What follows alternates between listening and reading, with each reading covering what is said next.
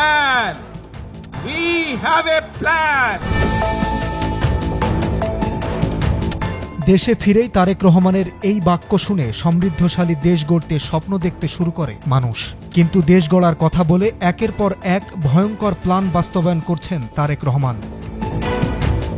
I have a প্ল্যানের অংশ হিসাবে গণমাধ্যম দখলের খেলায় মেতেছে বিএনপি। সম্প্রতি তারেক রহমানের নির্দেশে দখল হয়েছে সময় টেলিভিশন।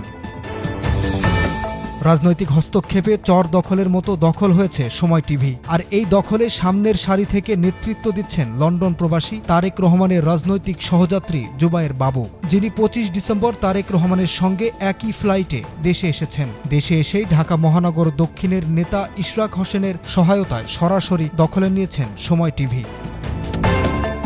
তারেক রহমানের নাম ব্যবহার করে জুবায়ের বাবু বসেছেন সময় টিভির সিইও পদে। বিএনপির ভাইস চেয়ারম্যান বরকত উল্লাহ বুলুর ছেলে ওমর শরীফ সানিয়াকে বানানো হয়েছে সময় টিভির উপদেষ্টা। এছাড়া বার্তা বিভাগের নিয়ন্ত্রণ নিতে বিএনপির অ্যাক্টিভিস্ট সাংবাদিক মুস্তফা খন্দকারকে বানানো হয়েছে হেড অব নিউজ। এই মুস্তফা খন্দকারের নামে ঢাকা বিশ্ববিদ্যালয়ের শিক্ষক শেহরিন আমিন মোনামিকে কটূক্তির দায়ে মামলা রয়েছে। এছাড়াও সময় টেলিভিশনের হেড অব ডিজিটাল পদে বসানো হয়েছে বিএনপির মিডিয়া সেলের ক্যামেরাম্যান সাদাত আলী সাদাফকে। এছাড়াও টেলিভিশনটির গুরুত্বপূর্ণ আরও বড় বড় পদে আরও বেশ কয়েকজন বিএনপি নেতা ও সাংবাদিক বসানোর প্রক্রিয়া সম্পন্ন হয়েছে। এক কথায় পুরো সময় টিভিতে চর দখলের মতো চলছে চেয়ার দখলের প্রতিযোগিতা। বিএনপি সময় টিভির নিয়ন্ত্রণ নিয়েই আওয়ামী লীগ পুনর্বাসনের কাজ শুরু করেছে। সময় টিভির সাবেক এমডি আহমেদ জুবায়ের, যিনি সাবেক আইনমন্ত্রী অ্যাডভোকেট কামরুল ইসলামের ভাগিনা। ৫ আগস্টের আগে আহমেদ জুবায়ের স্বৈরাচার শেখ হাসিনার সমস্ত এজেন্ডা বাস্তবায়ন করেছে। ৫ আগস্টের পরে আহমেদ জোবায়েরের নামে রাজধানীর বিভিন্ন থানায় ৩টি গণহত্যা মামলা হলে সময় টিভি থেকে পালিয়ে আত্মগোপনে চলে যান তিনি। দীর্ঘদিন পর আহমেদ জোবায়েরকে আইনি সহায়তা দেন বিএনপি নেতা সুপ্রিম কোর্ট আইনজীবী কায়সার কামাল।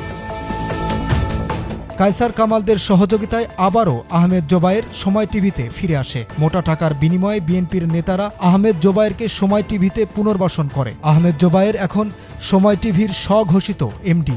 গণহত্যার আসামি জোবায়ের বিএনপি নেতাদের সহযোগিতায় পৌঁছে যায় তারেক রহমানের কাছে।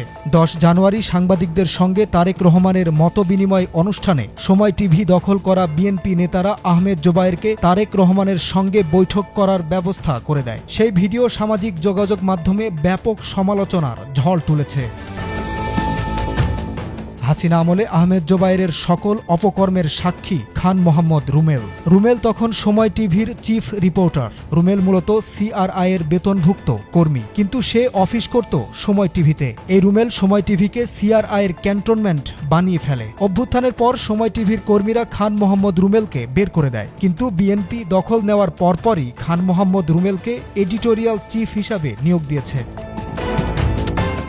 রুমেলের সহযোগী বুলবুল রেজা, যিনি ডিভির কুখ্যাত অফিসার হারুনের ক্যাশিয়ার হিসেবে পরিচিত। নিরীহ নিরপরাধ মানুষকে গুম, খুন ও এজেন্ডা ভিত্তিক জঙ্গি বানিয়ে হারুনের সহায়তায় টেলিভিশনে প্রচার করত সময় টিভির সিনিয়র রিপোর্টার বুলবুল রেজা। ৫ আগস্টের পর হারুনের সঙ্গে বুলবুল রেজাও পালিয়ে যান। সেই বুলবুল রেজাকে এখন সময় টিভির বিশেষ প্রতিবেদক বানানো হয়েছে। ব্যাংক ও ব্যবসা প্রতিষ্ঠানের মতো একের পর এক গণমাধ্যম দখল করে চলেছে বিএনপি। দলটির চেয়ারম্যান তারেক রহমান দেশে ফেরার পর প্রকাশ্যে গণমাধ্যমকে রাজনৈতিক প্রতিষ্ঠানের মতো ব্যবহার করছে। এই গণমাধ্যম ব্যবহার করে আওয়ামী লীগের মতো বিএনপিও ফ্যাসিস্ট হয়ে উঠবে। বন্ধ হবে মুক্ত সাংবাদিকতা। একদিকে দখল, অন্যদিকে আওয়ামী লীগ পুনর্বাসন করে আবারও হাসিনাকে শক্তিশালী করতে কাজ শুরু করে দিয়েছে। অভ্যুত্থান পরবর্তী বাংলাদেশেও আওয়ামী লীগের সাংবাদিক নামক গুন্ডাদের বিভিন্ন স্বার্থের বিনিময়ে গণমাধ্যমে পুনর্বাসন করছে বিএনপি।